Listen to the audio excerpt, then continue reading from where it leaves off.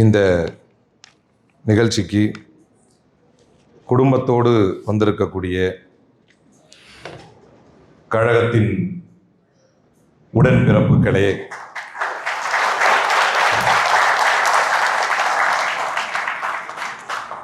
நானும் யாசரும் இங்கே வந்து இறங்கி ஏர்போர்ட்டில் இறங்கி அவர் லக்கேஜ் வச்சுருந்தார், அதை எடுக்கலான்னு போனோம். அப்போ அங்கே ஒரு பெண்மணி நின்று கொண்டிருந்தார். கொஞ்ச நேரம் ஒரு சில தயக்கமோ அல்லது யோசிச்சாங்களோ என்னன்னு தெரில. சில நேரம் வெள்ளை சட்டையில் பார்த்துருப்பாங்க, டிஷர்ட்டில் பார்த்தா டக்குன்னு அடையாளம் தெரிஞ்சிருக்காது, என்னன்னு தெரியல. அவர் கிட்டே வந்து சொன்னார், நீங்கள் இந்த மாதிரி அலீம் புகாரி தானே? டக்குன்னு யோசிச்சாங்க, அவங்க பேரும் ஞாபகம் வரல அவங்களுக்கு. அப்புறம் சொன்னாங்க. சொல்லிட்டு ஒரு செய்தியை சொன்னார்.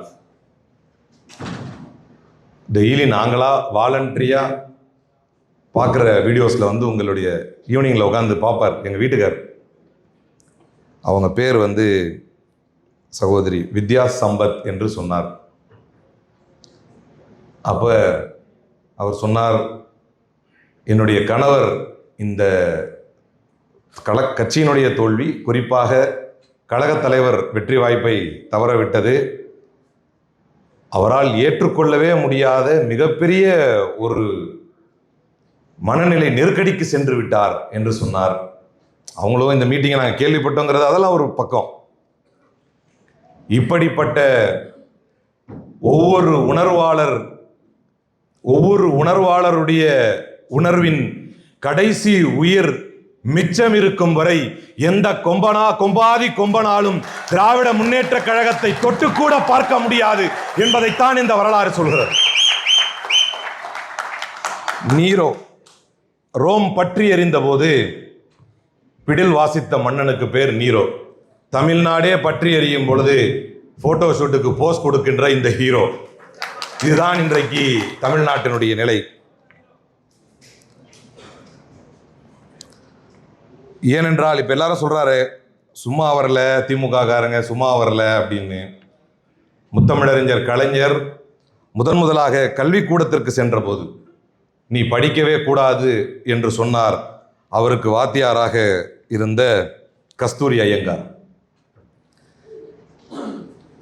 ஐயங்கார் நீ பள்ளிக்கூடத்திற்கு வரக்கூடாது என்று சொன்னபோது அருகில் இருந்த கமலாலய குளத்தில் குதித்து விடுவேன், என்னை கல்விக்கூடத்தில் சேர்க்கவில்லை என்றால் அருகில் இருக்கும் கமலாலய குளத்தில் குதித்து விடுவேன் என்று ஆசிரியரையே மிரட்டி தன்னுடைய கல்வி பயணத்திலேயே தன்னுடைய போராட்டத்தை துவங்கிய முத்தமிழறிஞர் கலைஞரின் வழிவந்த திராவிட முன்னேற்ற கழகத்தின் ஒவ்வொரு உடன்பிறப்புகளும் தன்னுடைய இறுதி மூச்சின் கடைசி முடிவு இருக்கும் வரை இந்த கழகத்தை ஆட்சி கட்டிலில் அமர வைப்பதற்காகவும் முத்துவேல் கருணாநிதி ஸ்டாலின் எனும் நான் என்கின்ற அந்த வார்த்தையை மீண்டும் ஒருமுறை தன்னுடைய வரலாற்றில் கேட்காதவரை.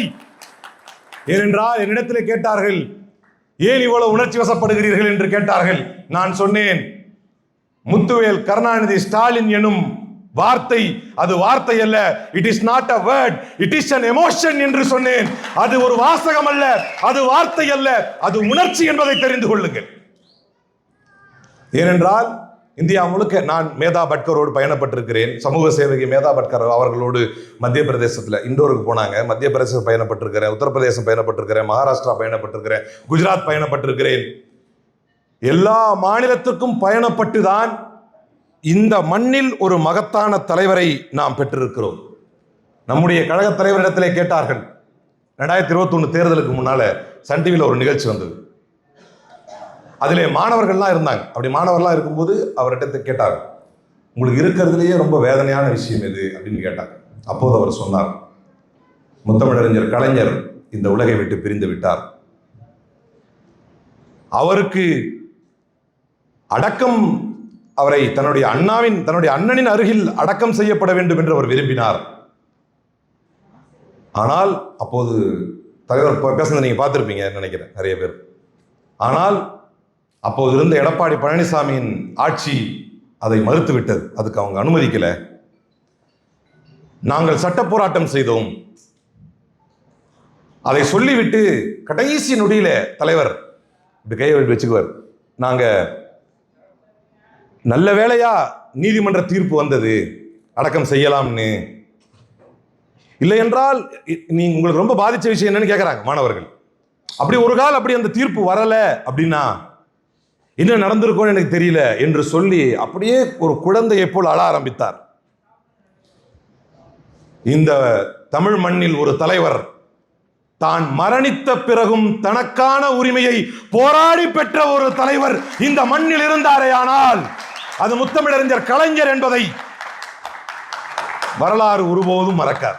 சும்மா வரலடா திமுக காரன்னு சொல்றதுக்கான காரணம், தான் கல்வி கூடத்தில் பயில்வதற்காக தன்னுடைய குருநாதரிடத்திலே நான் தற்கொலை செய்து கொள்வேன், என்னை பள்ளிக்கூடத்தில் சேர்த்து விட வேண்டும் என்று தன்னுடைய போராட்ட களத்தின் முதல் படியை கல்விக்கூடத்திலே ஆரம்பித்தவர் இந்த மண்ணில் இறுதி மூச்சை விட்டதற்கு பின்னால் தன்னுடைய அண்ணனுக்கு அருகில் அடக்கம் செய்யப்பட வேண்டும் என்பதற்காக கூட போராடித்தான் இந்த மண்ணில் மறைந்திருக்கிறார்.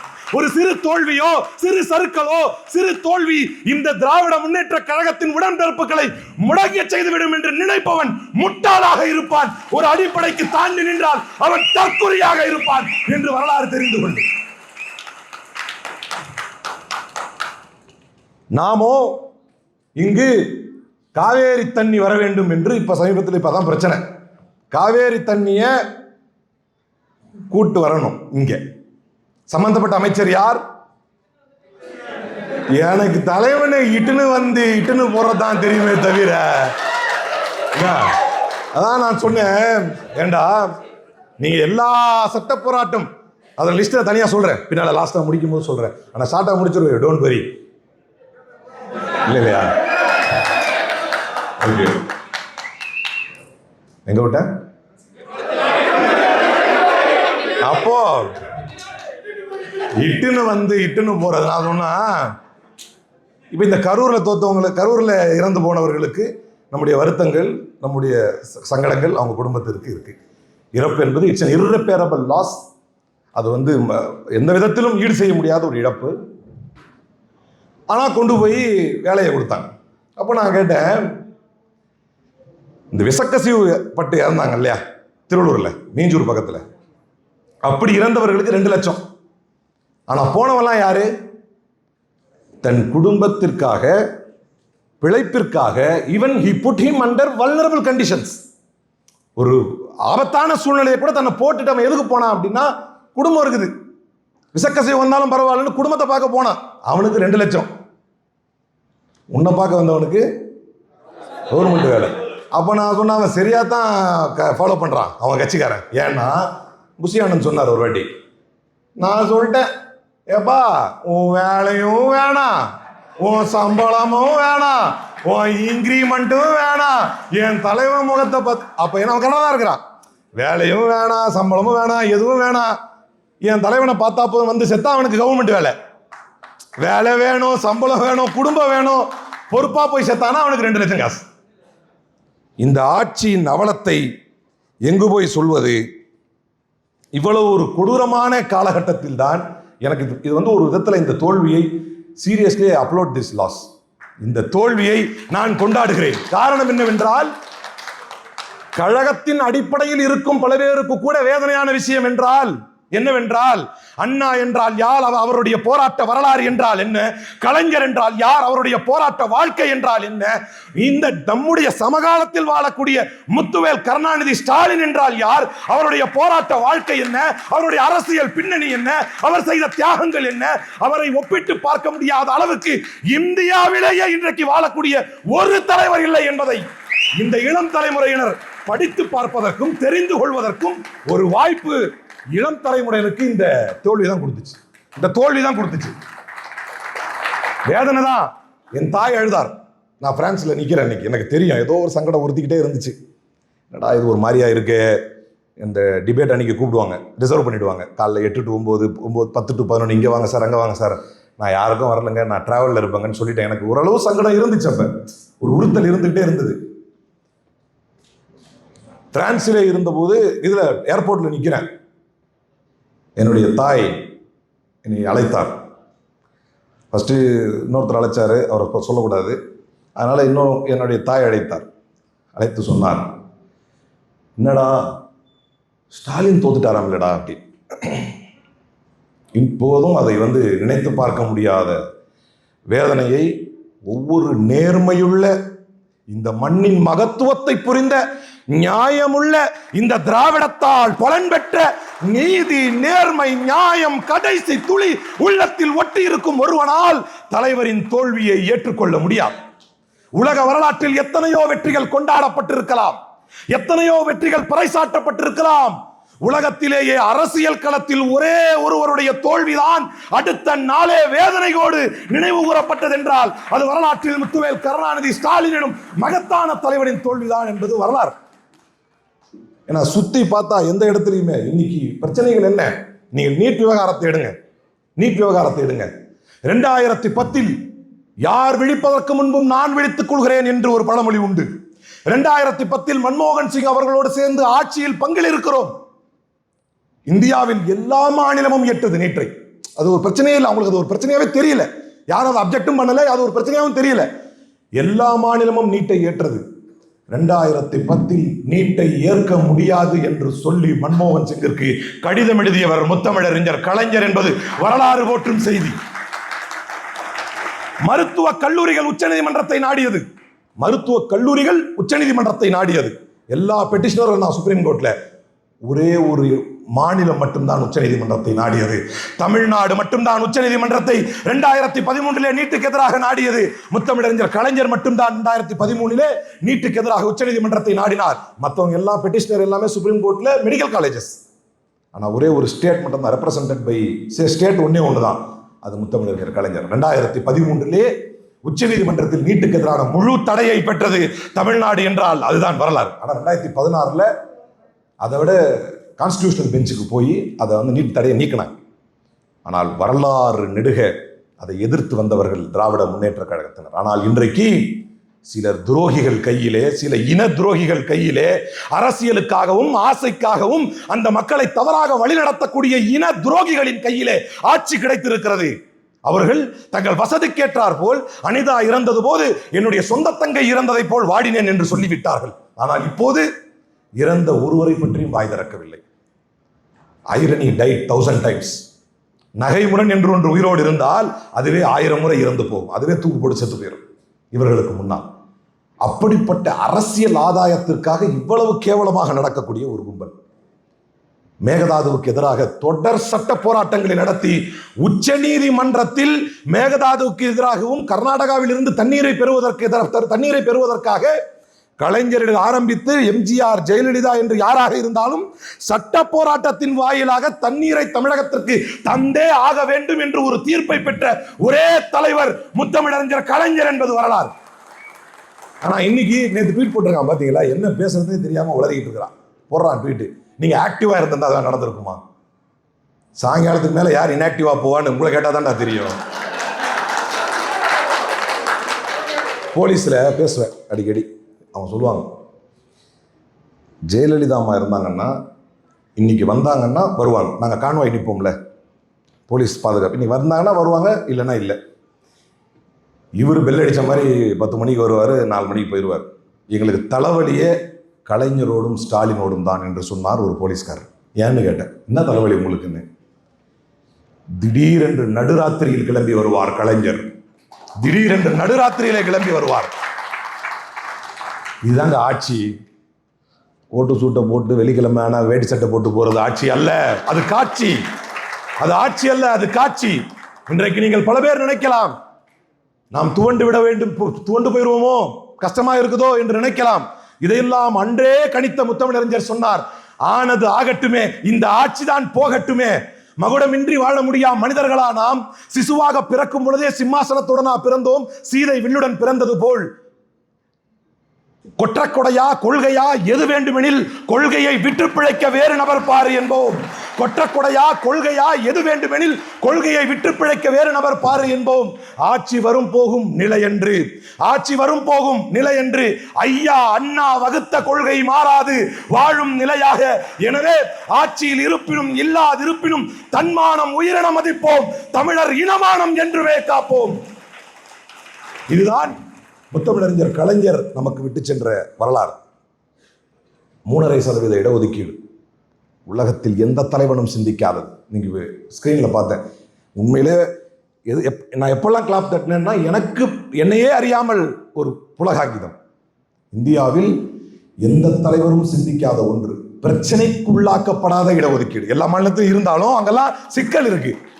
பிரச்சனைக்குள்ளாக்கப்படாத இடஒதுக்கீடு. அந்த இடஒதுக்கீடை ஒருத்தன் போய் நான் முஸ்லீமா மாறிட்டேன் அப்படின்னு எனக்கு கொடுங்க, இந்த ஜிஓ பேஸ் பண்ணி எனக்கு கொடுங்கன்னு தாசில்தார்கிட்ட போயிட்டு ஒரு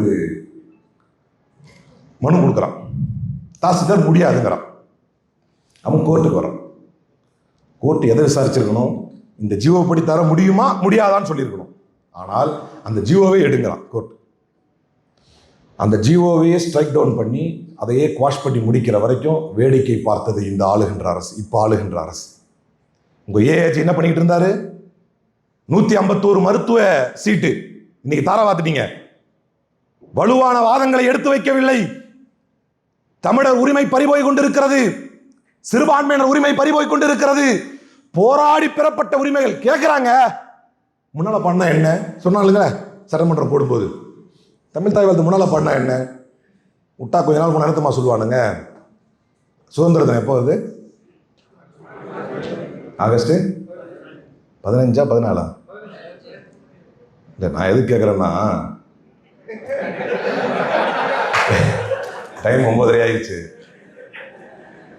அப்புறமா விஜய் கட்சிக்காரன் இதை மட்டும் கட் பண்ணி அவனுக்கே தெரியல 15 14 அதை மட்டும் கட் பண்ணி கொள்ளும். இவனுங்க பாஜக கொஞ்சமும் சலைச்சவனுங்க இல்லை. புதுக்கோட்டையில் பேசிக்கிட்டு இருக்காங்க ஒரு மீட்டிங்கில். இதில் வக்ஃப் அமெண்ட்மெண்ட் ஆக்டுக்கு எதிராக ஒரு பெரிய நிகழ்ச்சி ஜமாத் உலமா ஏற்பாடு செஞ்ச நிகழ்ச்சி. அதில் பேசிகிட்டு இருக்கும்போது சொல்கிறேன், மதமாற்ற தடை சட்டத்தை வச்சு இந்த ஜாகிர் நாயகெல்லாம் துன்புறுத்தி இப்படிலாம் பண்ணுறீங்களேடா, உங்களுக்கு தைரியம் இருந்தால் அரசமைப்பு சட்டத்தில் தரப்பட்ட உரிமை தான் every single citizen of India has got the right to profess, practice, propagate his own religion. அவனுக்கு பிடித்த மதத்தை ஏற்றுக்கொள்வதற்கும் அதை நடைமுறைப்படுத்துவதற்கும் அதை பிரச்சாரம் செய்வதற்கும் இந்தியாவின் அரசமைப்பு சட்டமே அதற்கான அனுமதியை தரும்போது நீங்க ஏன்டா அதுக்கு தடையா இருக்கிறீங்க அப்படின்னு சொல்லிட்டு டீட்டெயிலாக பேசிட்டு நான் சொன்னேன், உங்களுக்கு தைரியம் இருந்தா நீ விட்டுப்பாரு. ஒரு 10 வருஷத்துல என்ன ஆகும் தெரியுமா, ஒரு 6 வருஷத்துல என்ன ஆகும் தெரியுமா, ஒரு வருஷத்துல என்ன ஆகும் தெரியுமா, அவ்வளோ கூட வேணாம், ஒரு 6 மாசம் அப்படின்னு சொல்லிட்டு நிறுத்திட்டு இந்த சங்கிங்கெல்லாம் இதை கட் பண்ணி போடுவான், அதனால நான் இப்படியே விட்டுறேன் இந்த பேச்சை அப்படின்னு சொல்லிட்டேங்க.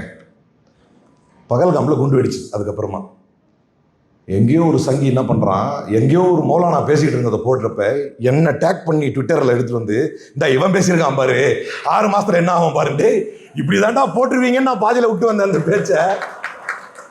இவனுங்களுக்கு கொஞ்சமாக சளைக்காதான், இவனுங்க கொஞ்சமாக சளைக்காதவனு. ஒருத்தர் விசிகாக்காரர் ஒருத்தர் ரேஜ் பைட் ஆயிட்டார். நான் பேசிக்கிட்டு நான் சொன்னேன், ஏங்க எல்லாரும் ராஜினாமா பண்ணிட்டு போனோம் அப்படின்னா நம்ம தாவேக்கால இருந்து அனந்திஜித்துன்னு நல்ல தம்பி, அவர் மரியாதை தெரிந்த தம்பி, அவர் என்ன பண்ணாரு, எல்லாம் ஒரு பக்கம் பார்க்குறோம், தோசையை திருப்பி போடணும் அப்படின்னாரு. உடனே அவர் என்ன பண்ணிட்டாரு, ஏன் திமுக ராஜினாமா பண்ணாதான்னு கேட்டார். அப்போ நான் சொன்னேன், பார்த்துருப்பீங்கன்னு நினைக்கிறேன் கொஞ்சம் பேர், திமுக ராஜினாமா பண்ணாதான்னு கேட்டார். அப்போ நான் சொன்னேன், எங்க உங்களுக்கு எங்களுக்கு வித்தியாசம் இருக்கு, சொல்லணுமா, சொல்லித்தானே ஆகணும். அதை எங்க தலைமை நாங்க, தலைவர் நாங்க, எங்கள் தலைமையில் கூட்டணி. நான் உங்க ஆபீஸுக்கு வரல, நீங்க தான் அறிவாலயத்துக்கு வர்றீங்க. எவ்வளவு சீட்டுன்னு முடிவு பண்றது நீங்க இல்ல நாங்க, எந்த தொகுதின்னு முடிவு பண்றது நீங்க இல்ல நாங்க. அப்படின்னா நீ தான் ராஜினாமா பண்ணணும், நான் ஏன் ராஜினாமா பண்ணணும், தலைமையே எங்களுதுன்னு காண்டாயிட்டாருங்க. இது நியாயமானதா இல்லையா? இது நியாயமா இல்லையா நான் சொன்னது? அப்புறம் எப்படி நான் ராஜினாமா பண்ணணும்? என் தலைமையை ஏற்று நான் வழிநடத்ததையை பார்த்து நான் கொடுத்த தொகுதிகளை பெற்று,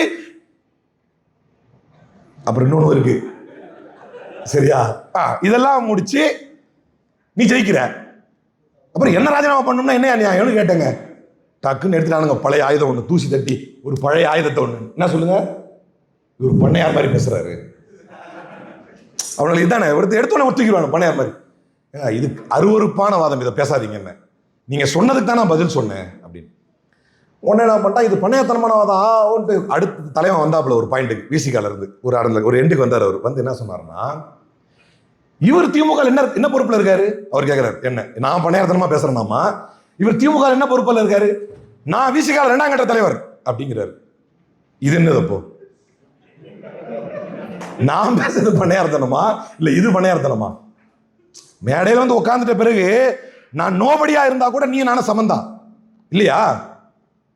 அப்போ அவர் 2ஆம் கட்ட தலைவரா கடைசியில் போட்டு வெறி ஆயிட்டாப்புல மனுஷன் வச்சுக்கிங்களேன். இது பேசி முடிச்சிட்டேங்க. அப்புறம் விஜய் கட்சிக்காரனும் காலையில் ஏஞ்சி பார்க்குறேன், ஃப்ரெஷ்ஷாக அவனுக்கு தான் வேலை, ஃப்ரெஷ்ஷாக கட் பண்ணி போட்டானு. எங்கேயோ சமத்தியாக வாங்கியிருக்காங்க. உள்ளே போய் பார்க்குறேன், நான் நல்லா தான் பேசியிருக்கேன்.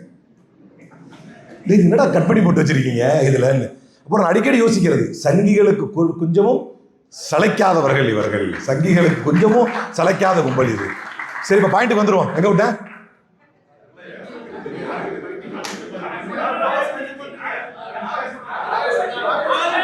ஆகஸ்ட் 15. நான் சொன்னேன், ஆகஸ்ட் 15 வரைக்கும் ஒரு கால் உங்கள் ஆட்சி நிலைத்தால், ஆகஸ்ட் 15 வரைக்கும் ஒரு கால் உங்கள் ஆட்சி நிலைத்தால், விஜய் போய் கொடியேற்ற போறப்ப கவர்னர் வருவார். விஜய் தள்ளு அப்படின்னு கவர்னர் ஏற்றுக்காருன்னு வை. இல்ல, அப்பவும் இவன் என்ன சொல்லுவானா, it is not for joke. அப்பவும் இவன் என்ன சொல்லுவானா, என்ன தப்புன்னு கேட்பான். அடுத்த என்ன சொல்லுவான், என்ன தப்பு? உனக்கு தெரியாதுடா, உனக்கு தெரியாது. எவ்வளவு ரத்தம், எவ்வளவு வேர்வை, எவ்வளவு சிரமம், எவ்வளவு கஷ்டம், எவ்வளவு சட்ட போராட்டத்திற்கு பின்னால் கிடைத்த உரிமை இந்த மாநில உரிமை என்பதை போராடி பெற்றவனுக்கு தான் தெரியும். களத்தில் நின்றவனுக்கு தெரியும். தூக்கு கயிறை சுவைத்தவனுக்கு தெரியும். போராட்டத்தில் சிறைப்பட்டவனுக்கு தெரியும். உனக்கு எங்கிருந்து தெரியும்? தியேட்டர்ல தூக்கிட்டு வந்து ஆரத்தி எடுத்தவனுக்கும், பால் அபிஷேகம் செய்தவனுக்கும், தியேட்டர் சீட்டுகளை கிழித்தவனுக்கும், பொறுக்கிகளுக்கும், போக்கிரிகளுக்கும் மாநில உரிமைகளை பற்றி என்ன தெரியும்? முத்தமிழறிஞர் கலைஞர் மாநிலத்தின் முதல்வர் ஆனவுடன் இந்திரா காந்திக்கு எழுதினார் கடிதம். ராஜமன்னார் கமிட்டியை அமைத்தார். இந்திரா காந்திக்கு கடிதம் எழுதினார். அது என்னது? கோட்டையில் நீங்க தான் நிக்கிறீங்க, ஜனாதிபதி இவரு யாரு? ஜனாதிபதி தானே, பிரசிடென்ட், குடியரசுத் தலைவர். குடியரசுத் தலைவர் தான் நிக்கிறாரு. கொடியை யார் ஏத்துறா? பிரைம் மினிஸ்டர் நீங்க தான் ஏத்துறீங்க. அது என்ன எங்க மாநிலத்தில் மட்டும் கவர்னர் ஏத்துறது? நான் ஏத்துவேன் என்று சொன்னார். 3 கோரிக்கைகளை முன்வைத்து அனுப்பினார் கடிதம். ராஜமன்னார் கமிட்டி அமைத்து 3 கோரிக்கைகளை முன்வைத்து அனுப்பினார். அதில் இன்னொரு முக்கியமான கோரிக்கை இருந்தது. தமிழ்நாட்டுக்கு தனி கொடி வேண்டும் என்றார் முத்தமிழறிஞர் கலைஞர். பார்த்துவிட்டு இந்திரா காந்தி பதறி போனார். ஐயோ, மத்த 2 முடியாது மிஸ்டர் கலைஞர், வேணா நீங்களே கொடியேத்திக்கினார். தமிழ்நாட்டுக்கு தனி கொடி கேட்டவர் முத்தமிழறிஞர் கலைஞர். இதுதான் மாநில உரிமை. உனக்கு கேட்டா நீ என்ன சொல்ற? விட்டா பாருங்க, நடக்கதான் போகுது. விஜய் கோட் சுட்டு போட்டு இப்படி பேட்டன் பார்த்துட்டு இருப்பாரு, அவன் வந்து ஏத்திடுவான் டக்குனு கவர்னர். என்னடா இது அப்படின்னா, பண்ணா என்ன தப்புன்னுவான். போராடி பெறப்பட்ட உரிமைகளை பற்றி அக்கறை இல்லாத, அதை பற்றிய அறிவில்லாத, வரலாற்று பின்புலம் தெரியாத தற்கொலைகளின் கைகளில் ஆட்சி மாட்டியதுடைய விளைவுதான் இன்றைக்கு இளைஞர்கள் எழுந்து வந்திருக்கிறார்கள். தமிழ்நாட்டுக்கு என்று ஒன்று தனிச்சிறப்புண்டு. யாரும் நிராசையாகிவிட வேண்டிய அவசியம் இல்லை. யாரும் ஏன்னா நீங்க இந்திய வரலாறு படிங்க. எந்தெந்த மாநிலங்களில் தேர்தல் நடந்திருக்கட்டும், எந்தெந்த யூனியன் டெரிட்டரிகளில் தேர்தல் நடந்திருக்கட்டும், ஆட்சி அமைந்து 75 நாளில் மக்கள் மன்றத்திலே அதிருப்தியை இந்த அளவுக்கு பெற்ற ஒரு கேவலமான ஒரு ஆட்சியை இந்தியாவே பார்த்ததில்லை. அதுக்கு காரணம் என்ன தெரியுமா? இப்பதான் நீ OGDMK உடைய எதிர்ப்பையே பார்க்கிறாய். இதற்கு முன்னால் நாங்க உன்னை கன்சிடரே பண்ணல. எதிர்க்கட்சி தலைவர் சொல்ற மாதிரி, நாங்கள் எதிர்த்து நீங்கள் ஜெயித்த கட்சி அல்ல, நாங்க எதிர்த்தது வேற ஆள. என்ன இனிமேதான் நீ உண்மையான வில்லனை பார்க்க போற. ஐ மீன் இதையும் கட் பண்ணிடுவான். வில்லன் அவன் வில்லன் தான், இருந்துட்டு போகட்டும். விஜய் ஹீரோ என்றால் திராவிட முன்னேற்ற கழகம் உனக்கு வில்லன் என்பதை நீ எழுதி வைத்துக்கொள். மாநில உரிமைகளை பறிகொடுப்பவன் ஹீரோ என்றால், மாநில உரிமைகளுக்காக களத்தில் நிற்கும் திராவிட முன்னேற்ற கழகம் உனக்கு வில்லன் என்பதை தெரிந்து கொள். நீட்டுக்கு ஆதரவாக நிற்கும் நீ ஹீரோ என்றால், அதை எதிர்த்து பல்லாண்டுகளாக களத்திலே நிற்கும் திராவிட முன்னேற்ற கழகம் உனக்கு வில்லன் தான் என்பதை தெரிந்து கொள். மேகதாது அணையை நீ DK சிவகுமாரின் பாதம் தொட்டுதான் வாங்கி வருவாய் என்றால், அதே மாநில உரிமைக்காக களத்தில் நிற்கும் திராவிட முன்னேற்ற கழகம் உனக்கு வில்லன் என்பதை நீ எழுதி வைத்துக்கொள். வரலாறு அதை பேசும். தப்பு கிடையாது, உனக்கு வில்லனாவே இருந்துட்டு போயிடுறோம். மாடு அறுக்க தடை போட்டார்கள். எப்பேற்பட்ட மாநிலம் தெரியுமா இந்த மாநிலம்? திருப்பரங்குன்றம் பிரச்சனை வருது. பகோடா குமார் தெரியுமா?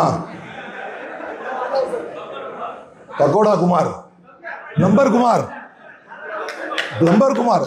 வேற நம்ம சொல்ல வேண்டியதில்லை, நம்ம சொல்ல வேண்டியதில்லை. நீ ஒன்றும் கவலைப்படாதீங்க. இப்படி பேசிக்கிட்டு இருக்கீங்களே, நிறைய கேஸ் போடுறாங்களே, பேசுனதுக்கெல்லாம் கேஸா இருக்குது. வரும்போது சுட சுட ஒரு ரெப்ரசன்டேஷன் அனுப்பிட்டு தான் வந்திருக்கிறேன். யாருக்கு அப்படின்னா டிஜிபிக்கும் ஒரு ரெப்ரசன்டேஷன் அனுப்பியிருக்கேன். இந்த மாதிரி அரசியல் பேச்சுகளில் அதை வச்சு தான் நம்ம அன்பானந்தன் கேஸில் ஆர்கியூ பண்ணோம். நல்ல பாலு கேஸ் ஒன்று, சுப்ரீம் கோர்ட் கேஸ் ஒன்று மேற்கோள் காட்டி தான் அன்பானந்தன் கேஸ் ஆர்கியூ பண்ணோம். இப்போ பக்கோடா குமார் நம்ம நேர் விருப்பத்துக்கு ஏற்ற மாதிரி பிளம்பர் குமார், பிளம்பர் குமார் என்ன செய்யறாரு? உட்காந்துருக்காரு. திருப்பரங்குன்றத்தில் உங்க நிலைமை என்ன? இவங்கெல்லாம் ஹீரோ, இவங்கெல்லாம் தான் இன்னைக்கு ஹீரோ. திருப்பரங்குன்றத்தில் உங்க நிலைமை என்ன? திருப்பரங்குன்றம் எம்எல்ஏ இவர். இத்தனைக்கும் திருப்பரங்குன்றத்தில் உங்க நிலைப்பாடு என்ன? யாரடி நீ முகிரி படம் பார்த்துருக்கீங்களா? அதுல தனுஷ் வந்து எந்த தனுஷ்? ஏன் நாங்கெல்லாம் வரக்கூடாதா? நாங்கெல்லாம் ஜெயிக்க கூடாதா? என்னடாடே. ஆனால் உண்மையிலேயே விஜயோடைய தோல்வி இங்கே தான் இருக்குது. உன்னை பார்த்து யார் யாரெல்லாம் லிஸ்ட்ல வந்துட்டான் பார்த்தீங்களா? நாங்க இருந்தவரைக்கும் அவனுக்கு தோணுச்சா? நாங்க இருக்கிற வரைக்கும் என்ன தோணுச்சுன்னா, ஐயோ சிஎம்னா இவ்வளவு வேலை இருக்கும் போல அப்படின்னு. இப்ப நீ வந்தவன நினைச்சிட்டானா ஒரு வேலை இல்லை, ஒரு 10 ரீல் கூட அவன் சிஎம் ஆயிடலாம். அப்போ உடனே அவருக்கு தெம்பு வந்துருச்சு, ஏன் நாங்கெல்லாம் சிஎம் ஆகக்கூடாதா அப்படின்றது. விஜயே ஆகும்போது என்ன அர்த்தம் அதுக்கு? விஜயே ஆகும்போது நாங்க சிஎம் ஆகக்கூடாதா அப்படின்னு. ஆமா, நடிக்கவே தெரியாது விஜய் சிஎம் ஆகும்போது நல்லா நடிக்கிற இடமா ஆகக்கூடாதா? Okay, let's come to the point. எங்க விட்ட பிளம்பர் குமார் திருப்பரங்குன்ற இஷ்யூ பத்தி கேட்கறாங்க. அப்ப அவர் சொல்றாரு, யாரடி நீ முகினி படத்துல வர்ற தனுஷ் மாதிரி சொல்றாரு. Group discussion உட்காந்துருப்பாரு. வாயத்தோடு நீங்க சொல்லுங்கன்னு கேட்பாங்க. அப்ப அவர் சொல்லுவார், யா யா யா யா. அந்த மாதிரி திருப்பரங்குன்றத்தில் உங்க நிலைப்பாடு என்ன என்று கேட்டால், 2 வருஷத்துக்கு முன்னாடி என்ன நிலைப்பாடு அதே நிலைப்பாடு. உங்களை யார மாதிரி எதிர்பார்க்கறாங்க தெரியுமா மக்கள்? ஏன் 75 நாள்ல உங்கள் மீது மக்கள் நிராசை ஆகிறார்கள் தெரியுமா? உங்களுக்கு முன்னர் ஒரு முதலமைச்சர் இருந்தார். முதலமைச்சர் என்கின்ற பெயருக்கே மரியாதை கொடுத்த ஒரு முதலமைச்சர் இருந்தார். வரலாற்றில் இவர் தாண்டா முதலமைச்சர் என்று மக்கள் போற்றிய முதலமைச்சர் ஒருவர் இருந்தார். அவருக்கு முன்னால் அவரை மக்கள் என்ன சொன்னார்கள் என்றால், அவர் ரொம்ப நாகரீகமானவர், அவரையே எதிர்ப்பவரை கூட அவர் கடிந்து பேச மாட்டார் என்று முட்டாள்தனமாக மக்கள் நினைத்தார்கள். எடுக்க வேண்டும் என்கின்ற இடத்தில் யாரும் எடுப்பதை விட பெரிய ஒரு அருவாளை எடுத்து வீசக்கூடிய தலைவர் அவர் என்பதை எங்கு காண்பித்தார் என்றால், சட்டத்தின் வழியாகவே, நீதித்துறையின் வழியாகவே ஒரு தீர்ப்பை கொண்டு வந்து, அந்த தீர்ப்பின் வாயிலாக முத்துவேல் கருணாநிதி ஸ்டாலின் ஆளும் மாநிலத்தில் சமூக நல்லிணக்கத்தை கெடுப்பதற்கு ஒரு நீதிமன்ற தீர்ப்பு வருமையானால், தன்னுடைய கலெக்டரையும் தன்னுடைய கமிஷனரையும் களத்திற்கு அனுப்பி, we are not afraid of the consequences, எந்த பின்விளைவுகளுக்கும் முத்துவேல் கருணாநிதி ஸ்டாலின் ஆட்சி பயப்படாது என்று சொன்னார். அப்ப எதிர்பார்க்கிறாங்க. இப்போ தெரியுதா ஏன் நீங்க அன்பாப்புலர் ஆகிறீங்கன்னு? Can you even recognise or realise why you are becoming unpopular day by day? மக்கள் யாரை பார்த்தாங்க? தனுஷ் பீஸ் தான் உங்களுக்கு உதாரணம். நீ அவரெல்லாம் ஆகும்போது நாங்கள் ஆக மாட்டோமா அப்படின்னு அவர் நினைச்சிட்டார். தனுஷ் கூட பரவாயில்லைங்க, ஒரு நல்ல நடிகர்.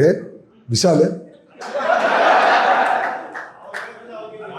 ராகவா லாரன்ஸ், சரியா? திருப்பரங்குன்றம் இஷ்யூ, அதே போல மாடருக்கும் இஷ்யூ வர்றப்ப நான் சாயங்காலம் உடனடியாக எதிர்கட்சி தலைவருடைய பார்வைக்கு அதை கொண்டு போறேன். சாயங்காலம் அப்பதான் வருது தீர்ப்பு. நாளைக்கு பக்ரீத். திராவிட முன்னேற்ற கழகம் ஆட்சியில் இருந்தது. 2023 இதே போன்ற ஒரு வழக்கு போடப்பட்டது. 2024 அந்த வழக்கு விசாரணைக்கு வந்தது. 3-4 நாளில் பக்ரீத் வரப்போகுது. தெம்புள்ள, திராணி உள்ள, அரசியலின் மீது அக்கறை உள்ள, சிறுபான்மையினர் நலன் மீது முழு அக்கறை கொண்ட திராவிட முன்னேற்ற கழகத்தின் அரசின் வழக்கறிஞர் எழுந்து சொன்னார், அடுத்து இன்னும் 2-3 நாட்களில் பக்ரீத் வர இருப்பதனால் முஸ்லிம் தரப்பினரையும் இதில் ஒரு பார்ட்டியாக சேர்க்காமல் இதை விசாரிக்க கூடாது என்று அந்த வழக்கின் உத்வேகத்தையே நீர்த்து போக வைத்து அந்த வழக்கினுடைய பின்விளைவுகளை இல்லாமல் ஆக்கிய ஆட்சி திராவிட முன்னேற்ற கழகத்தின் ஆட்சி. இதை ஒரு மௌலானாட்ட பேசிக்கிட்டு இருந்தேன். உங்களுக்கு தெரியுமில்ல, கத்தாரில் இருக்கீங்க. ஆலிம்சானா யாரு தெரியும்? ஒரு ஆலிம்சானை கேட்டிருந்தேன். தலையெழுத்து அந்த ஆலிம்சா தாவேக ரசிகர். கொஞ்சம் தான். நீங்க என்ன பாரு, தமிழ்நாட்டில் முஸ்லிம்கள் அதிகமாக வகிக்கும் எந்த பகுதியிலும் நம்ம இவரை தவிர இந்த அமைச்சர் தேட்டரில் அழுதாரு, அந்த தம்பியை தவிர அவர் ஏற்கனவே கவுன்சிலர் அங்க ஓரளவு மக்கள் பணியில் இருக்கிறாப்புல ஆல்ரெடி. அதை தவிர ராணிப்பேட்டையில் இப்போ நீங்கள் பேசிட்டு இருந்தீங்க பார்த்தீங்களா, யாசர் கூட அந்த ஒரு பிரச்சனைகள்லாம் சொன்னார். நேற்று நம்ம தான் ஆக்சுவலாக கமிஷன் டிஜிபி ஆஃபீஸுக்கு அனுப்பி விட்டது அவங்கள. யார் இப்போ அந்த விஜய் மோகன் நம்ம ஆஃபீஸில் தான் அட்வொகேட்ஸ் போட்டு கமிஷன் ஆஃபீஸை கம்ப்ளைண்ட் டிராஃப்ட் பண்ணி நம்மகிட்ட தான் அதை கூட அந்த பொண்ணு கூட வந்தவன் யாருன்னா நமக்கு அதெல்லாம் தேவையில்லை, நான் சொல்லிட்டேன் நீதியின் பக்கம் நிற்பேன் அவ்வளோதான் அப்படின்ட்டு, நீ யாரா வேணா இருந்துக்க.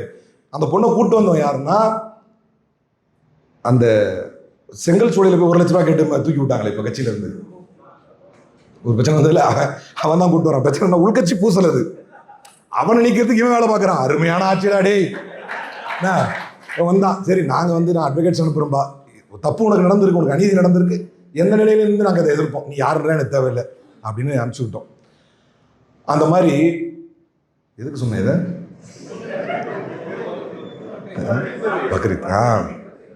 பக்ரீத் மேட்டர் வரும்போது சொன்னேன்.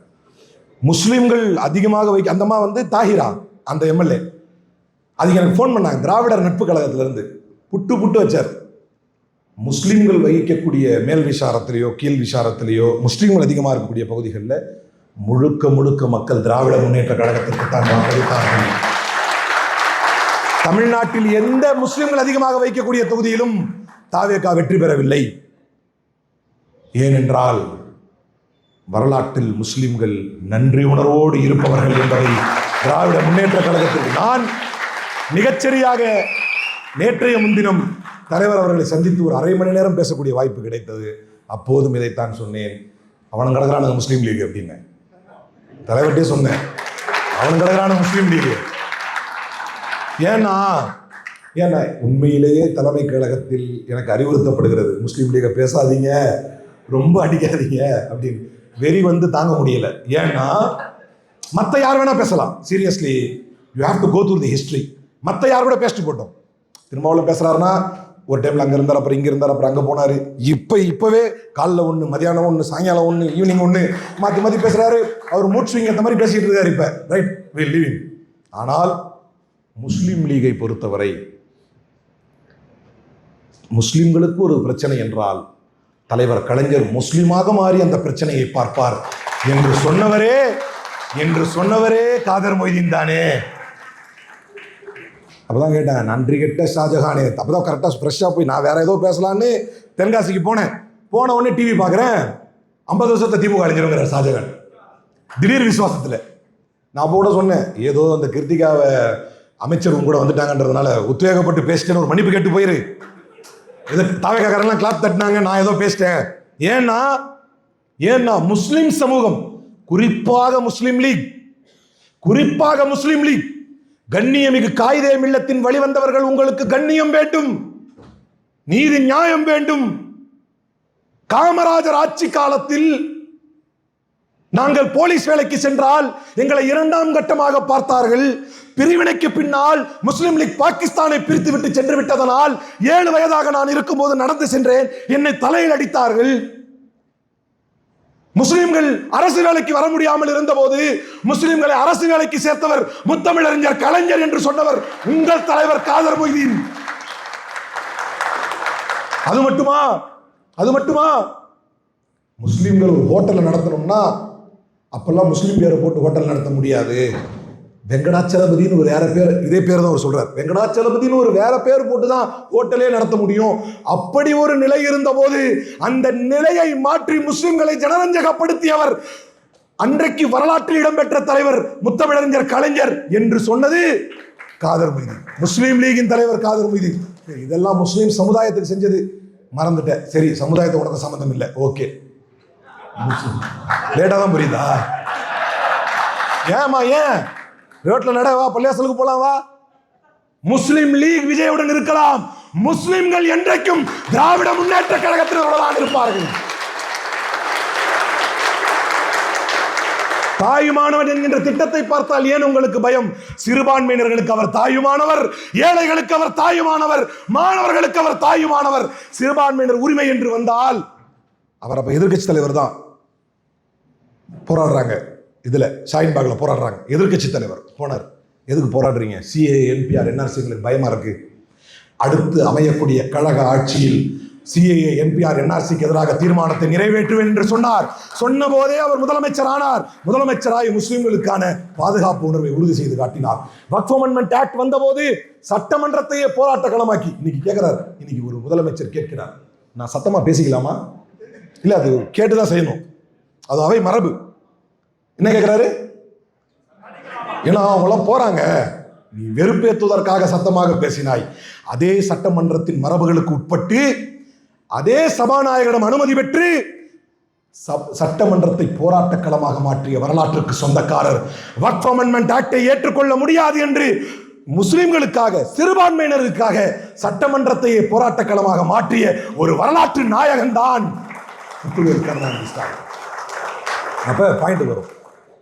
முஸ்லிம் லீக், முஸ்லிம் விட்டுருவோம், முஸ்லிம் லீக்.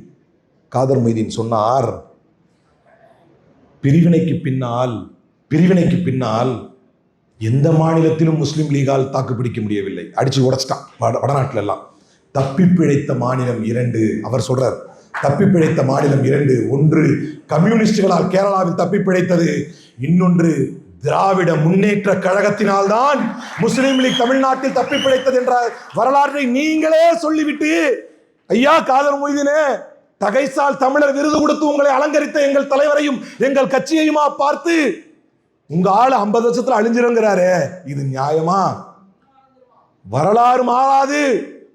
எங்களை எதிர்த்து கேட்டவர்கள் கண்ணு கட்டிய தூரம் வரை எதிரே இல்லை என்று சொன்னவரை ஊதுபத்தி உருட்ட வைத்த வரலாற்றுக்கு சொந்தக்காரர்கள் திராவிட முன்னேற்ற கழகம் என்பதை மறந்து விடாதீர்கள். அவருக்கு பின்னால் யார் ஆட்சியை பிடிப்பார் என்று அடித்துக் கொண்டு அந்த கட்சி தினகரனுக்கு ஒன்று, சசிகலாவிற்கு ஒன்று, எடப்பாடிக்கு ஒன்று, சிவி சண்முகத்திற்கு ஒன்று, தீபாவிற்கு ஒன்று, யார் வேணுமா எடுத்துட்டு போங்க. அப்படி சென்ற போது அண்ணாவிற்கு பின்னால் கலைஞர், கலைஞருக்கு பின்னால் தலைவர், தலைவருக்கு பின்னால் எதிர்கட்சி தலைவர் என்று எக்கு கோட்டையாக இந்த கட்சியை காத்து நிற்கும் கட்சி, தெரிந்து கொள்ளுங்கள். இந்த கொள்கையோடும் சமரசம் இல்லை, தலைமையோடும் சமரசம் இல்லை, பாசிஸ்டுகளோடும் சமரசம் இல்லை என்று வாழக்கூடிய ஒரே கட்சி. கொஞ்ச நாளா உருட்டிக்கிட்டே இருந்தானுங்க, பிஜேபியோட போயிருவாங்க. பாராளுமன்றத்தில் ஆராசாவுடைய ஸ்பீச்சை கேட்டுட்டு, பாராளுமன்றத்தில் கனிமொழி அக்காவுடைய உரையை கேட்டுவிட்டு இன்றைக்கு கழிந்து கொண்டிருக்கிறான். இவனாவும் உருட்டான், பிஜேபியோட போயிருவாங்க. ஒன்றும் இல்லடா, அதை நம்ம ஜென்சி இளைஞர்கள் தான் துரத்தினார்கள் ராஜ்மோகனை. அண்ணே பிஜேபி ஒழிகன்னு ஒரு வார்த்தை சொல்லுங்க. அண்ணே பிஜேபி, நீங்களா இருந்தா என்ன பண்ணுவீங்க? உங்களுக்கு கொள்கை தெரியுதானே? நீங்களா என்ன பண்ணுவீங்க? நான் என்ன பண்ணுவேன்? யாரா அவன் பிஜேபி ஒழிக என்னடா கேட்பமா இல்லையா? யதார்த்தம் தானே. அதை கேட்பதற்கு கூட தெம்பில்லாதவர்கள். உண்மை அதுதான். எனவே இந்த தமிழகத்தை காத்து நிற்கும் எஃகு கோட்டை தான் நம்முடைய தலைவர் முத்தமிழறிஞர் கலைஞர் சொன்னார். அந்த ஒரு 2 வார்த்தைகளை சொல்லி முடிப்பதற்கு ஆசைப்படுகிறேன். முத்தமிழறிஞர் கலைஞர் சொன்னார், என் தலையில் அணிந்திருக்கும் இந்த கிரீடத்தை யார் வேண்டுமானாலும் பறித்து செல்லலாம். முத்தமிழறிஞர் கலைஞர் சொன்னார், என் தலையில் அணிந்திருக்கும் இந்த கிரீடம் என்னது? பதவி, ஆட்சி, அதிகாரம். என் தலையில் அணிந்திருக்கும் இந்த கிரீடத்தை யார் வேண்டுமானாலும் எடுத்து செல்லலாம். என் கையில் நான் வைத்திருக்கும் போர்வாளை எவராலும் என்னிடத்திலிருந்து பறிக்க முடியாது என்று சொன்னார். அந்த போர்வாள் தான் இந்த கழகத்தின் உடன்பிறப்புகள் ஒவ்வொருவருடைய கையில் இருக்கும் கொள்கை, கோட்பாடு. இந்த கழகத்தினுடைய வெற்றியை உறுதி செய்ய வேண்டும்.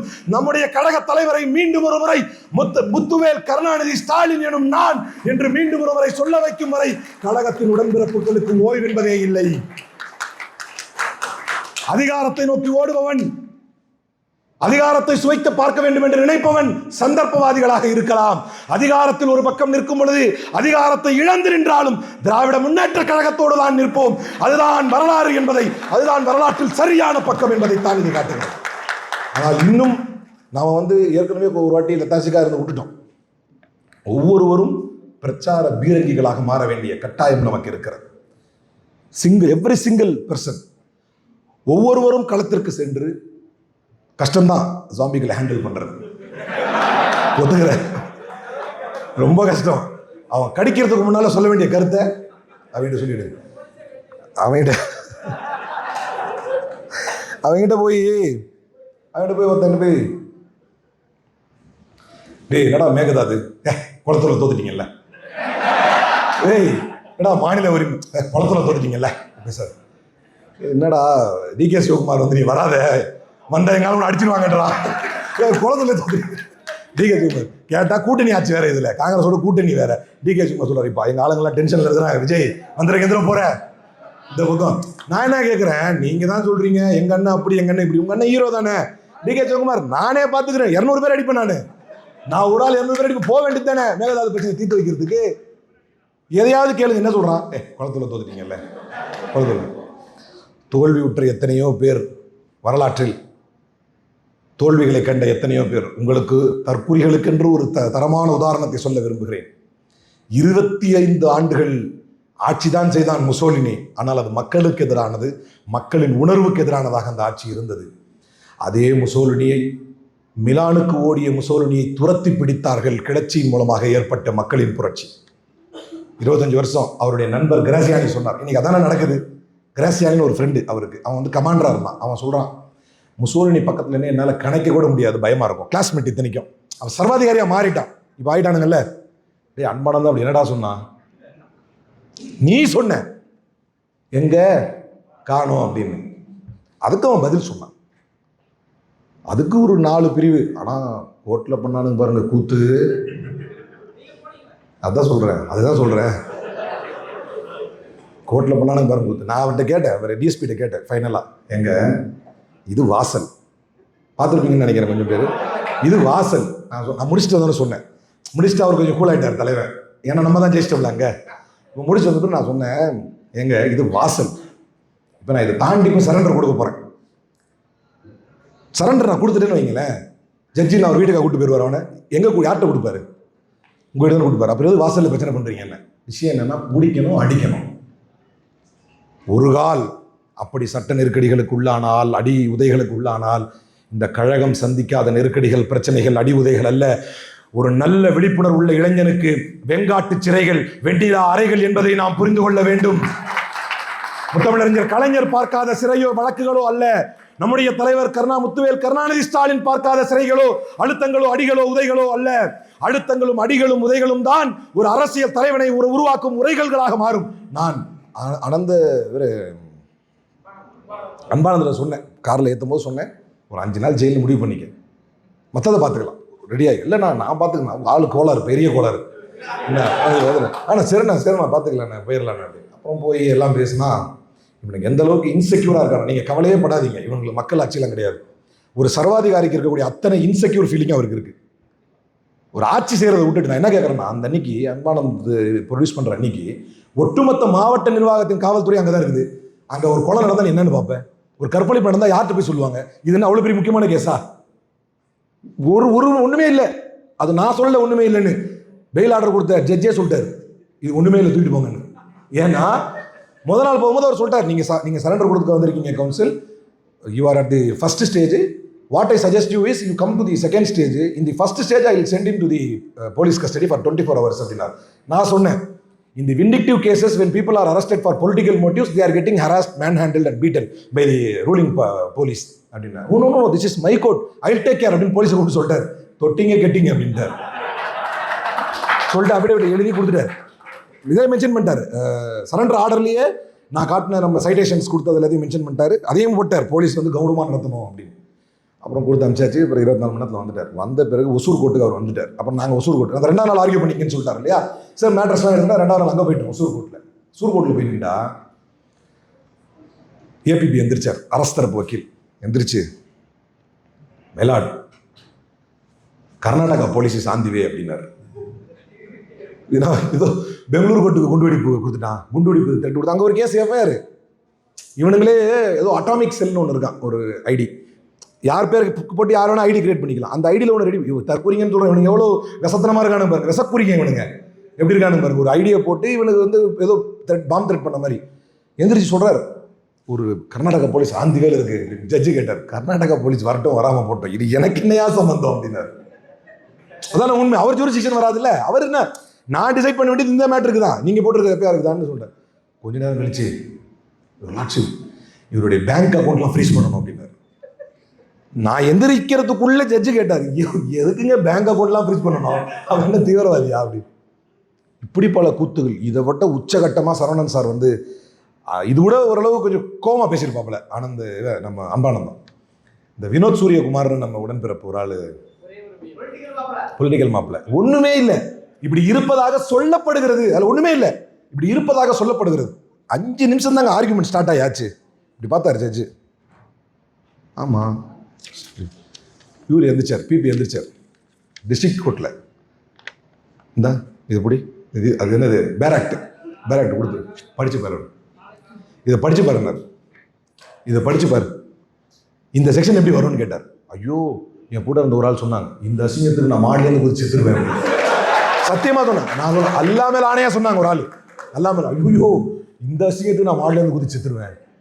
இன்செக்யூர் கவர்மெண்ட் சொன்னாங்க. இந்த அசிங்கத்துக்கு அவர் பட்ட அசிங்கம் உடல அவர் சம்டைம் அப்படின்னார். இந்த செக்ஷன் எப்படி வரும், இல்லை நாளைக்கு இந்த செக்ஷன் எப்படி வரும், இல்லை பாஸ் ஓவர்லாம் இல்லை, இந்த செக்ஷன் எப்படி வரும், இல்லை கவுண்டர் போடுறது இந்த செக்ஷன் அவர் விடவே இல்லை, இந்த செக்ஷன் எப்படி வரும் அப்படின்னா போட்டாரு பாருங்க. ஆர்டர் 6வது பாயிண்ட்ல போனோடனே இளந்தலைவரே கேட்டார், எதிர்கட்சி தலைவரே கேட்டார். ஆமாம், அதில் ஆர்டர் பயங்கரமாக எழுதியிருக்காரு. 6வது பாயிண்ட்ல ஒரு ஆர்டர் ஒன்று எழுதியிருக்காரு. இவன் போட்ட 5 செக்ஷனுமே வராதுன்னு போட்டு வச்சிருக்காரு.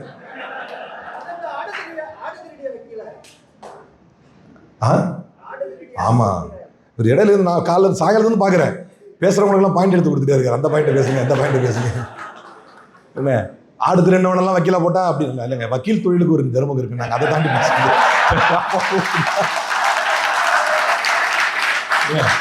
இதை சொல்லலாம். பணம் வாங்கிட்டு நீங்க பிபி போட்டா என்ன ஆகும்?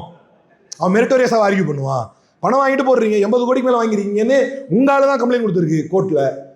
அன்பானந்தம் வழக்கிலும் அதே தான் செய்து மொத்தத்தில் இத்தனை செக்ஷன் இருக்கு, 5 செக்ஷன் போட்டிருக்கீங்க, அதில் 4 செக்ஷன் மேட் அவுட்டே ஆகாது அப்படின்னாரு. பெயில் ஆர்டர்லேயே சொன்னார். அந்த அளவுக்கு இன்செக்யூரான ஒரு ஆட்சி இருக்குன்னா நம்ம ஆல்ரெடி 90% ஜெயிச்சிட்டோம்னு அர்த்தம். ஏன்னா பொலிட்டிக்கல் மாப்பிள்ளையுடைய அந்த கேஸில் ஜட்ஜி சொல்லும் போது அதில் ஆர்டரில் தெளிவாக எழுதியிருக்காரு, சூப்பராக எழுதியிருக்காரு. பெயில் ஆர்டரில் இப்படி ஒரு வழக்கு இருப்பது உண்மை, அமைச்சர் தொடர்பு படுத்தப்பட்டு 100 கோடி ரூபாய் ஊழல் என்று சொல்லப்படுவது உண்மை, அதைத்தானே அவர் எழுதியிருக்கிறார் அப்படின்னு கேட்கிறார் ஜட்ஜி. ரொம்ப அழகா அந்த பொலிட்டிக்கல் மாப்பிள்ளை மேட்டரில் கேட்டிருந்தார். இதெல்லாம் முடிஞ்சு இன்னைக்கு பத்திரிகைக்காரெல்லாம் எப்படி இருக்கிறான், நம்ம தலைவர் எதாவது எல்லாரும் நொந்துக்கிறாங்க, நம்ம வந்து கண்ணியமாக இருந்துட்டோம், கௌரவமாக இருந்துட்டோம் அப்படின்னு. இதெல்லாம் முடிச்சு அன்பானந்த வெளியே வந்துட்டாரு. நாங்கள் நல்லா நீ தான் தூங்கினேன், நல்லா தூங்கிட்டு காலைல போய்க்கலாம் ஊருக்கு அப்படின்னு கிருஷ்ணகிரியில் தூங்கிட்டேன். காலைல எழுந்திரிச்சு இன்ஸ்டாகிராமை திறந்தா பாலிமர் டிவி நியூஸ் போடுறான், ஜென்சி ஒருங்கிணைப்பாளர் அன்பானந்தம். என்னடா போறான்னு பார்த்தா அன்பானந்தம் வெளியே வந்தாச்சு, முந்தின நாள் நடந்த செய்தியை போடுறான், அவரை ஒரு நாள் கஸ்டடி கொடுத்துட்டாங்க அப்படின்னு. சரி, உடனே ஃபோன் பண்ணி தலைமைக்கெல்லாம் சொல்லி, என்னங்க இப்படி தப்பா போடுறீங்க, திரும்ப நாங்கள் திருத்தி போடுறோம் அப்படின்னு திருத்தி போடுறான். என்ன திருத்தி போடுறான்னா, பாலிமர் திருத்தி போடுறான். பெயில் ஆர்டரில் இருக்கிற மெரிட்ஸ் எல்லாம் விட்டுட்டு என்ன போடுறான்னா, கூப்பிட்டாரு, அட்வைஸ் பண்ணதெல்லாம் உண்மைதான், அட்வைஸ்லாம் ஆஃப் தி ரெக்கார்டு, ஆர்டர் தான் ஆன் தி ரெக்கார்டு, அட்வைஸ் பண்ணி போனா பண்ணிச்சு விட்டாரான் ஜட்ஜி அப்படின்னு போடுறான் மறுநாள். அப்போ இந்த பத்திரிகையாளர்கள் நாம ஒரு காலத்துக்கு நம்மள சொல்றான், நீங்க சுதந்திரமா இல்லை, நீங்க நெருக்குனீங்க. நாம எவ்வளவு சுதந்திரமா இருந்திருக்கிறோம், என்றைக்காவது பத்திரிகை துறையுடைய சுதந்திரத்தை நெருக்கி இருக்கிறோமா, ஒடுக்கி இருக்கிறோமா? ஆனால் இன்றைக்குத்தான் இந்த தோல்வியின் வாயிலாக ஒவ்வொருவருடைய உண்மை முகத்தை நமக்கு தெரிய வந்திருக்கிறது. நம்முடைய நண்பர்கள் யார், நம்முடைய எதிரிகள் யார், கொள்கையின் மீது நிற்பவர்கள் யார், கொள்கையே இல்லாத கோமாளிகள் யார், கொள்கையின் வேடம் போட்டு வந்த கபட வேடதாரிகள் யார், கொள்கை என்று சொல்லிக்கொண்டு நம்மோடு ஒட்டி இருந்தவர் யார், அதிகாரமும் ஆட்சியும் கிடைத்து விட்டால் நம்மை கழுத்தை அறுத்து விட்டு ஓடுபவர் யார் என்பதை இந்த ஒரு வரலாற்று சிறப்பு மிக்க தோல்வி நமக்கு காட்டிவிட்டது. லாஸ்ட் பட் நாட் லீஸ்ட், நமக்கு எதிராக வீசப்படும் அனைத்து சட்ட பிரச்சனைகள் எதையும் சொல்லுவான், ஊழல்னு சொல்லுவான். ஆனால் கொடுமை என்னவென்றால், நம்மை நோக்கி விஞ்ஞான ஊழல் என்று சொன்னவர்கள் வரலாற்றிலே தண்டிக்கப்பட்டவர்கள். சர்க்காரியா கமிஷன்ல அப்படி ஒரு வார்த்தையே இல்லை. ஆனால் விஞ்ஞானம்ங்கிறத நம்ம பகுத்தறிவில் எதுக்கு பயன்படுத்துவோம்? ஒரு விஷயத்தை நிரூபிக்கிறதுக்கு பயன்படுத்துவோம். நிரூபிக்க முடியாத விஷயத்துக்காகவே திமுக விஞ்ஞானம் பயன்படுத்தினாங்க. இது விஞ்ஞான ஊழல். விஞ்ஞானம்ங்கிறதே பகுத்தறிவுக்கு இருக்கிறத காட்டுறது தான் விஞ்ஞானம். பகுத்தறிவுக்கு புறம்பாக விஞ்ஞான ஊழல் என்றால், ஆனால் கடைசி வரை ஒத்தை ரூபாயை கூட 2Gயிலோ பால ஊழலிலோ எத்தனை கடையங்கள் நம்ம மீது வீசப்பட்ட போது கூட நிரூபிக்க முடியல. இன்னைக்கு பேசிட்டு இருக்கிற இன்னைக்கு சுப்ரீம் கோர்ட்டில் அவர் மோசமான ஒரு வெளியே விட்டா அத்தாச்சியெல்லாம் கிடச்சிருவாரு, நீயே கவுண்டர் பேஸ் பண்ணி தான் எஃப்ஐஆர் போட்டிருக்க, கொடுக்குறேன்டா பெயிலுண்டா சுப்ரீம் கோர்ட்.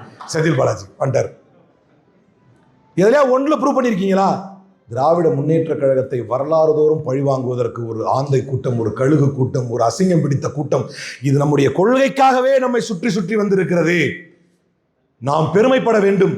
அடிக்கப்பட்டாலும் வீழ்த்தப்பட்டாலும் புதைக்கப்பட்டாலும் வரலாற்றில் நெஞ்சை நிமிர்த்தி சொல்லுங்கள், திராவிடம் எனும் கொள்கைவாதிகள் நாம் என்பதை, இந்த கொள்கைக்காக நின்றவர்கள் நாம் என்பதை, ஆட்சியோ அதிகாரமோ இல்லாத போதும் கொள்கைக்காக உறுதியாக நின்றவர்கள் நாம் என்பதை வரலாறு பேசும்.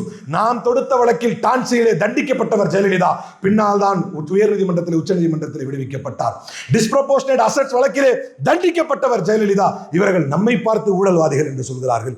இப்போதும் கூட வரலாற்றிலே முளைத்து மூணி இலையை விடாத விஜயின் ஆட்சியிலே 100 கோடி ரூபாய்க்கு பழனி கோயிலிலே ஊழல் பிரச்சனை வருகிறது.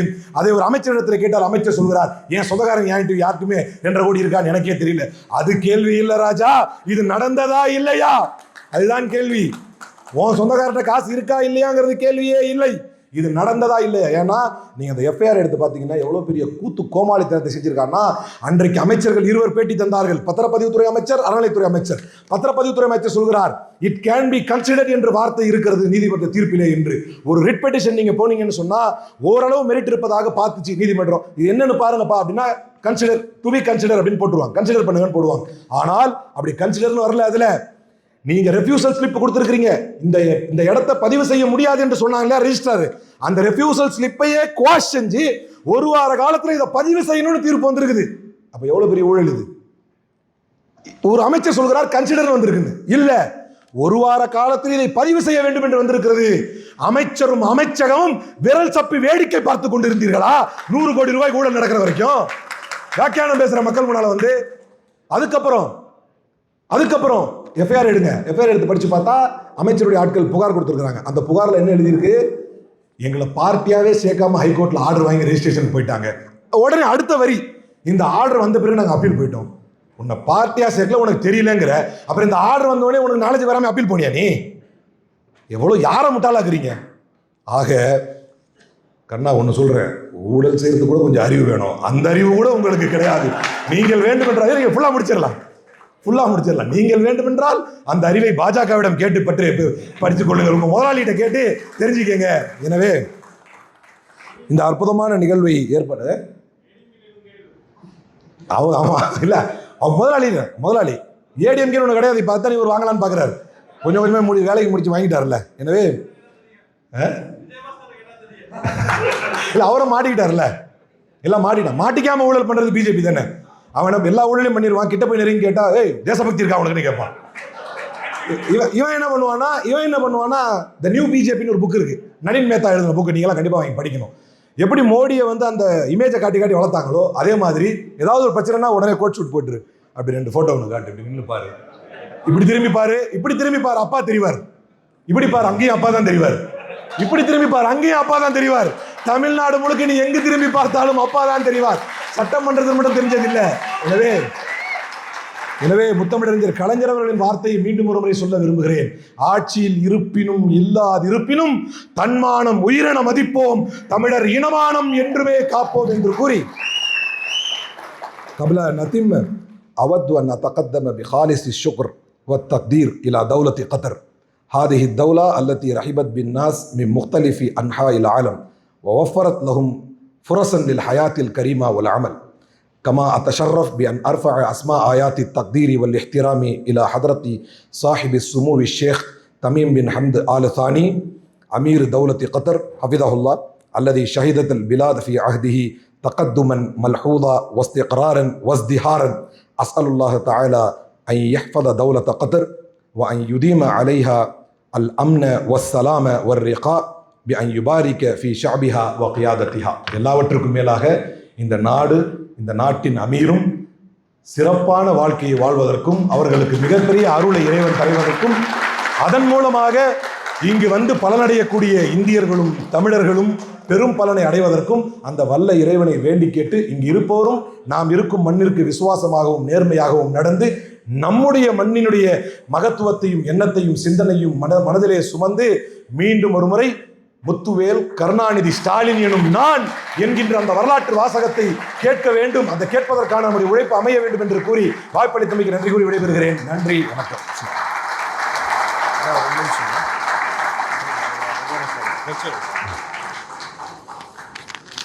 நன்றி. அதாவது கத்தார்ல வந்துட்டு எத்தனையோ ரெஸ்டாரண்ட்லாம் போயிருக்கு. என்னென்ன ரோஸ்ட் இல்லாமோ சாப்பிட்டு இது என்ன ரோஸ்ட்னு தெரியல. சத்தியமா ஸ்பெஷல் ரோஸ்ட் தான். அடுத்தபடியாக நம்மளுடைய முக்கிய நிர்வாகிகளை கௌரவிக்கின்றதாக நம்மளுடைய சிறப்பு விருந்தினராக இருக்கக்கூடிய அலிமா அவர்கள், நம்மளுடைய திமுக அயலக அணி அமைப்பாளர் திரு மதன்குமார் அவர்களை மேடைக்கு அழைக்கிறோம். மற்றும் திமுக அயலக அணி அவைத் தலைவர் திரு